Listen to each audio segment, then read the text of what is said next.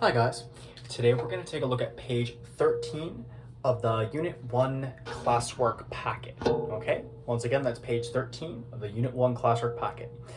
For some reason, my version doesn't have a page number on that page. Might just be a formatting issue, but you'll know it because it's the one that has the vocabulary angle bisector, perpendicular lines, and perpendicular bisector, okay? So, with that being said, let's press on. For the very first couple of blanks, a ray, so the first blank is ray, that divides an angle into two congruent angles. Let me say that again. A ray that divides an angle into two congruent angles. So let's give that a diagram, is known as an angle bisector, okay? So if you guys can see here, I have an angle, and then I've got a ray that kind of goes right down the middle, right? And so what that ray does, if it's an angle bisector, is it splits the angle into two congruent parts. So if I were to call this A, B, and C, and that's D, well, what that would mean is that the two angles are congruent to each other. So angle ABD, let me write that out, angle ABD is, what does that symbol mean again? Congruent to angle CBD. Oh God, gotta find different letters though.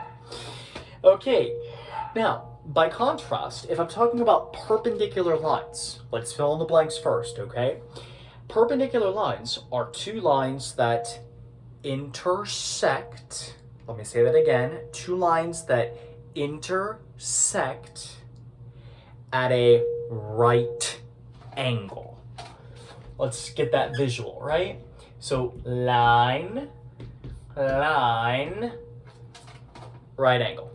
Now, I'm actually going to ask you guys to write a little something extra in. So, not in one of the blanks, but just write a little note to yourself. I want you to write the words opposite, reciprocal, slopes.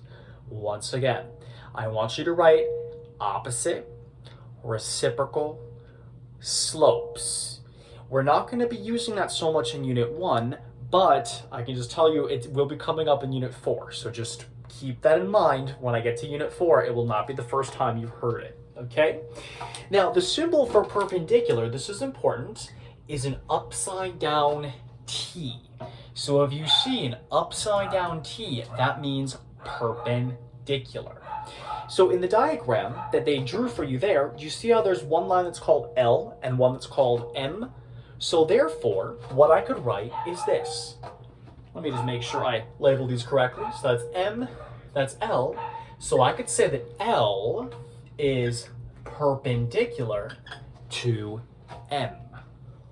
And that would just be a statement that I could see on a test or quiz or what have you.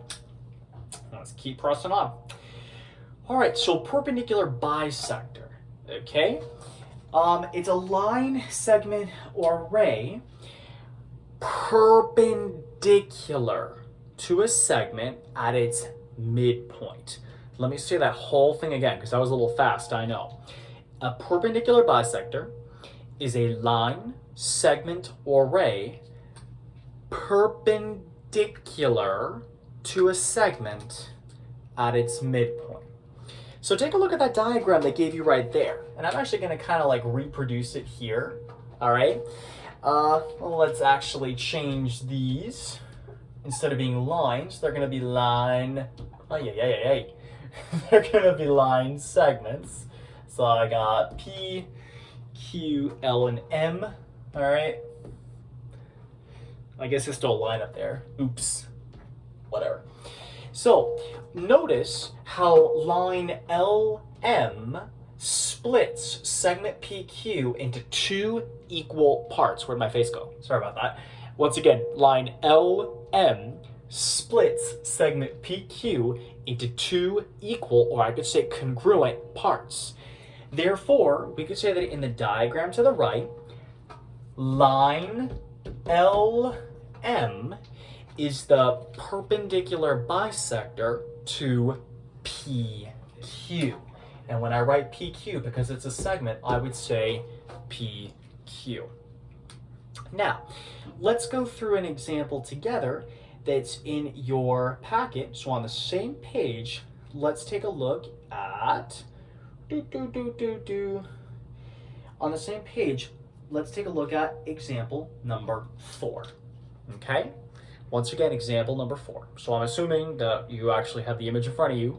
Okay? So hopefully you do, and you're not just watching me hoping I'm going to draw it, because I don't have the skills for that. Okay, so letter A. Name the vertex of angle 2. So angle 2, if you take a look, is kind of like that small one on the right. So its name would be XTU. So which letter is in the middle? T. Okay, so T would be the vertex of angle 2. Letter B. By the way, we're on example 4, just in case you didn't get that. Letter B. Name the sides of angle 4. Okay, so the sides are the things that kind of like intersect at the vertex. So we have, the vertex is T. So to start from T and go one way, and then start from T and go the other way.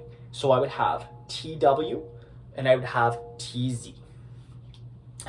For letter C, another name for angle 3, well, just use the 3 letters. So I could say UTZ, or if I did it backwards, I could say angle ZTU. I couldn't say angle T alone in this case because there are multiple angles that have that same vertex. So if you want to be safe, use 3 letters instead of 1. All right, next up, angle 1.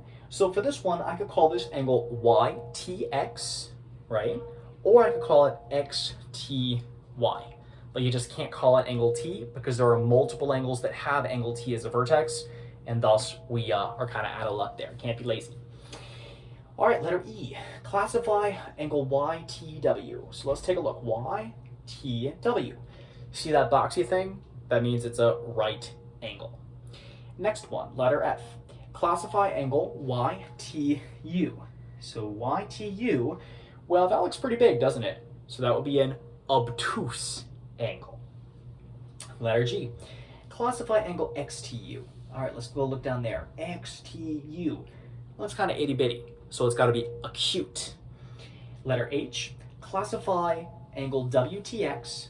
So WTX, well, it's a straight line. So guess what? It's a straight angle. Fascinating how that works. Letter I. Name 2 perpendicular lines.